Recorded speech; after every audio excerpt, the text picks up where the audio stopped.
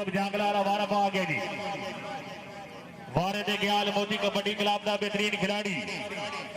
जुड़िया अगो लगा दिया जुड़िया हाय हाय हाय हाय हाय हाय पॉइंट हो गए अल मोती कबड्डी क्लब के 4 और गांधी कबड्डी क्लब का पॉइंट होगा एक 4 दे विच वारा पा गया हसनैन झंडा काबे वाला जी हसनैन झंडा जुड़िया भाई ढलिया वाला जुड़िया हाय हाय हाय हाय हाय शाबा झंडा शाबा हाय हाय हाय शाबा झंडा शाबा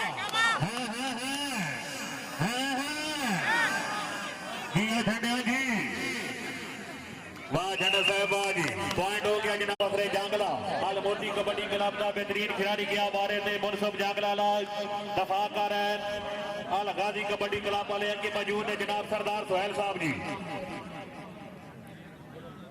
वारे दे गया मुनसब जांगला जी अगो जुड़िया अल गाजी कबड्डी क्लब वाला जुड़िया हाय हाय हाय हाय हाय हाय जी मुनसब जी मेरे सामने